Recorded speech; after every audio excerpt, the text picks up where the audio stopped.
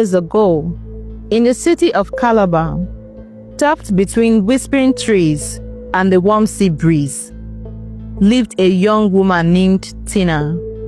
She was beautiful, with a kind heart and a laughter that sounded like music. She lived a simple life with her parents. Her eyes always seemed to carry stories, her smile gentle, and her hands always busy. She was the first child in a modest family of 5. Her father worked at the port, a man hardened by labor, while her mother ran a roadside food stall. Puff puff, akara, jollof that smelled like heaven. It was Tina who woke up at dawn to help prepare ingredients, who balanced balls on her head and hawked meals around the neighborhood, who washed dishes until her fingers wrinkled. She never complained. People in the area knew her. Tina the good girl, they called her. She was respectful, hardworking and always neat, even if her dresses were faded at the seams. Her dream, simple, to one day own her own shop and take care of her parents like they took care of her. But life, as it always does, had other plans.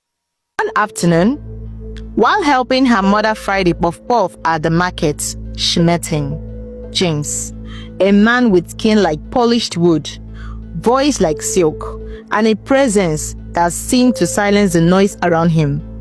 He said he was from Lagos, just visiting Calabar for a short business trip.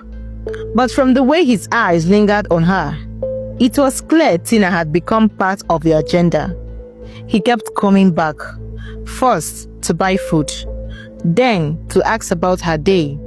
He was smooth, but not in a sleazy way. He listened when she spoke, complimented her cooking, even helped her carry crates one time. Her mother watched cautiously, but Tina was glowing for the first time in years. Love, that tricky, blinding thing. She didn't see the red flags, because in those days, all she saw was red roses. Tina had never known luxury. Her world was simple, predictable, and small. But James brought Lagos into her life like perfume that lingered even after he left. He dressed sharp, talked smart, and treated her like she mattered. Not just in words, but in presence. He listened when others dismissed her. He remembered little things that she said to him. In just 2 months, Tina was no longer the girl at the fruit stall. She was his woman. At least, that's how he introduced her. People whispered. Some warned her. Her mother sat her down one rainy evening and said, "Tina, don't fall for surface things. Lagos boy can sweet talk the devil." But Tina was already knee-deep in it. Her heart was a goner. Then, just like a movie scene, James took her to a quiet garden one Sunday evening. He knelt down on the damp earth and pulled out a small velvet box. Inside it, a modest but sparkling ring. "Tina, I want you, all of you, marry me." Tina's hands trembled, tears welled up in her eyes, not from doubt, but from shock. No one had ever chosen her like that. Not this publicly, not this boldly. She said yes, her voice shaking, and the garden clapped with the laughter of friends James had invited secretly. They married in a small church in Calabar. Her father walked her down the aisle with tired but proud eyes. Her mother, teary and silent, held her hand for a long time after the vows. 2 weeks later, she left Calabar for the first time in her life, hand in hand with a man who promised her forever, and boarded a bus to Lagos. But what she didn't know was that sometimes the road to forever ends in a place where even love fears to tread. Lagos. The moment they arrived, the city swallowed Tina whole. Noise everywhere, cans honking like angry drums, people shouting praises, preachers screaming repentance, street kids tapping at tinted glasses for coins. But James, he moved through it like he owned it. He held her hand tight, as they drove to their new apartment in Surulere. Small but neat. White tiles, a tiny balcony, a gas cooker she'd never used before. To Tina, it felt like luxury. She tried. Oh, she tried. She cooked every meal with love, woke up early, cleaned, prayed over him, praised him. She believed that the wife who built her home with her hands will reap joy in abundance, that if she just did everything right, life would reward her. And for a while, it seemed to work. She got pregnant 3 months after the wedding. James was excited, or at least he acted like it. He bought her fruits, took her to the hospital. He even rubbed her feet some nights. They chose names together, argued over boy or girl, laughed again like they used to. Then their son was born, tiny, soft, and beautiful. They named him Ethan. James' idea. Tina thought it sounded like a name that would carry weight, open doors. She nursed him with a full heart, even when the stretch marks came. Even when the sleepless nights clawed at her sanity, she didn't care. She had a husband, she had a son, she had a family. But then the shift began. James started staying out late. At first, it was work. Then it became silence. No explanation, no apology. He'd come home reeking of expensive cologne that wasn't hers. He stopped asking about Ethan, stopped looking at her. Some nights, he wouldn't come home at all. Tina waited. She told herself it was just stress, business, pressure. Lagos could be overwhelming. But in the pit of her stomach, something ugly started to grow. Then one day, she found the message. A WhatsApp notification flashed across his phone while he was in the bathroom. She didn't mean to snoop. She just glanced. But that name, Anna, burned itself into her soul. The message read, "Last night was fire. You know your wife can never make you moan like that." Tina froze. Her heart slowed. Her hands went cold. The silence after that message was louder than anything she had ever heard. That night, Tina didn't sleep. James came out of the bathroom, humming, towel around his neck, acting like a man with nothing to hide. He smiled at her, kissed her forehead, lay beside her like he hadn't just shattered the ground beneath her feet. Tina stared at the ceiling, eyes wide open, the fan spinning like her thoughts. Faster, noisier, colder. She didn't speak. She didn't cry. Not yet. Instead, she waited. The next day, while James was at work, she did what any woman with a crumbling heart and a cracked phone password would do. She unlocked it. Every message, every picture, every filthy voice note, it was all there. Anna. That name danced through his chest like a queen. She wasn't just some random fling. She was an ex, a long-time ex, 5 years deep. The kind of woman who knew all his secrets, the kind he used to complain about back in Calabar. She's not a wife material, he had once said. Too wild, too flashy. I need peace, not problems. Now that same problem had returned, and James welcomed her back like royalty. What still? He didn't just cheat with her, he invested in her. Bank transfers, rent payments, Uber rides, spa treatments, everything he refused to buy for Tina. He poured into Anna like she was a bottomless cup. And Tina, the woman who bathed in sweat just to feed him, the one who risked her life giving birth to his son, he rewarded her with silence, slaps, and lies. The betrayal was no longer emotional, it was violent. The beatings began small, shouting, pushing. Then one day, he slapped her so hard in front of Ethan that her ear rang for 2 days straight. Still, she tried. She begged Anna like a desperate woman clinging to the last shred of her dignity. She called her, sent her messages, even met her once outside a salon, where she knelt on the pavement, holding her child in one arm. "Please, just leave my husband alone. Anna looked at her and laughed. Full teeth, no shame. "You're embarrassing yourself," she said. "Try upgrading yourself. Maybe then he'll stay at home." Then she walked away, hips swinging like victory. Tina stood there, dust clinging to her knees. Ethan cried softly on her chest. And in that moment, something inside her broke. No, not broke. Shifted. She was done being the good wife, the begging woman, the joke.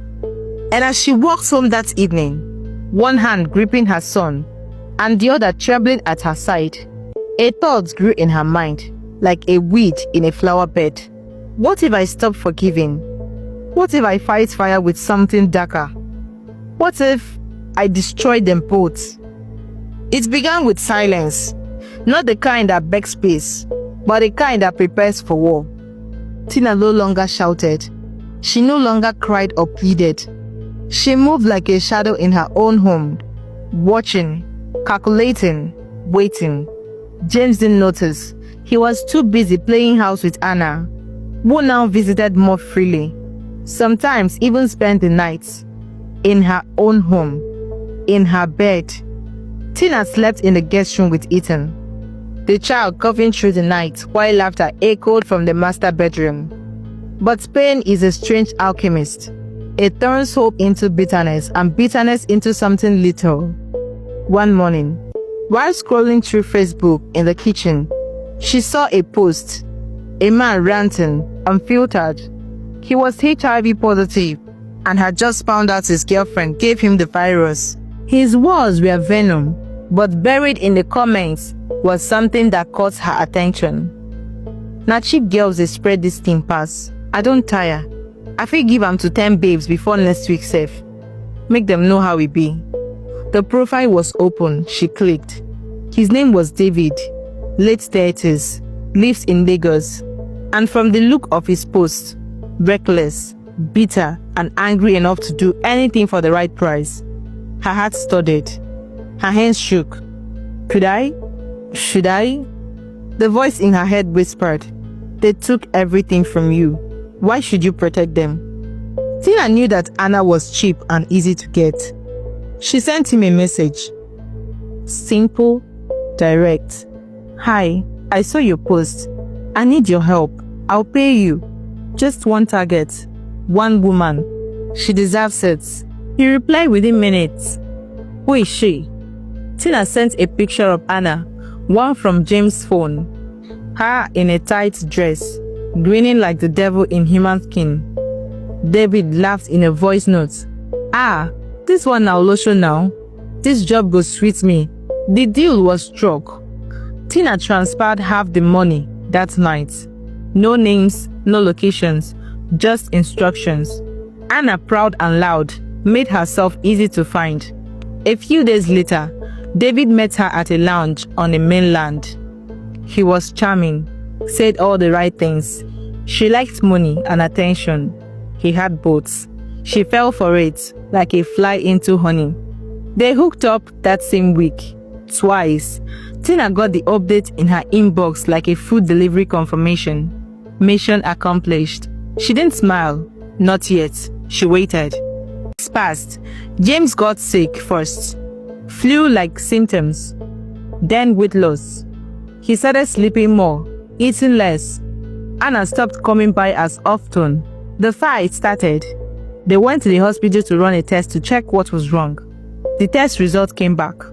HIV positive. Both of them. Suddenly, the house grew quiet again. James locked himself in the room, vomiting through the night. Anna vanished completely. Calls went unanswered. Her social media disappeared. Coward. And Tina, she sat at the dining table, her son playing on the floor nearby, and ate roasted chicken with a cold glass of wine in her hand. Calm, poised, poetic. Then she laughed, low and slow. She didn't dance. She didn't gloat publicly, but she whispered one thing under her breath that night. Revenge is sweet, but it tastes better served slow. James was no longer the man he used to be. His body shrank. His voice faded. His swagger gone. The same man who once strutted around shirtless, shouting at Tina like she was a maid, now wore 3 layers of clothing in Lagos heat just to hide the signs, the weight loss, the sores, the shame. His phone barely rang. His business partners pulled away. People whispered, "He looks sick." Wetin dey worry James? He don't dey do drugs? No, that one na AIDS. I hear him. He stopped going out, stopped eating, spent most of his days locked in the master bedroom, curtains drawn, afraid of the world he used to own. And Tina, she bloomed. She took care of Ethan. She smiled more, played gospel music louder. Her skin glowed. Neighbors noticed. "She's looking better," one woman whispered. "She dey happy now. I think God is answering her prayers. If only they knew." Anna, meanwhile, had gone underground. What had it? She tried confronting James, accusing him of infecting her. James swore she brought it. She swore it was him. 2 snakes biting each other, both bleeding. They stopped speaking. Whatever love once existed, the virus dissolved it. Tina never said a word. She cooked his food without poison, cleaned the house like a good wife, even gave him his meds when he asked. No malice, no outburst, just peace. But it was a kind of peace that feels like standing in a graveyard. One night, while Tina was feeding Ethan, James staggered into the living room, weak, shirt soaked in sweat, eyes sunken. He dropped to his knees. "Tina," he said, voice cracking, "please forgive me." She didn't flinch, didn't stop feeding her son. "Do you want forgiveness?" she asked softly. "From me?" "I'm dying, Tina," he whispered. "You know it. Help me, please. You were always good, Tina. Better than her. Better than me." Tina stood up, walked to him slowly, then leaned in and whispered into his ear. "Death would be a mess, James. I hope you live a long, long time to feel every inch of what you gave me." Then she turned and walked away, her dress dragging softly across the tiles like the final curtain on a tragic stage. James wept, but Tina, she smiled to herself, because in this story, the villain didn't win, and the heroine, she stopped waiting for justice, she created it. Was Tina right for what she did, or did she go too far? Let's hear your thoughts in the comments. Thank you for watching this powerful story. If Tina's journey moved you, if it shook something in your chest, or made you pause and think, then don't just scroll away. Drop your thoughts in the comment section. Let's talk about it. Let's hear your take. Was Tina right? Did justice win? What would you have done? And hey, don't forget to like, subscribe, and smash that notification bell so you never miss another story that cuts this deep, burns this hot, and leaves your heart racing. Because here, we don't just tell stories, we serve justice with a side of truth. See you in the next one. Bye!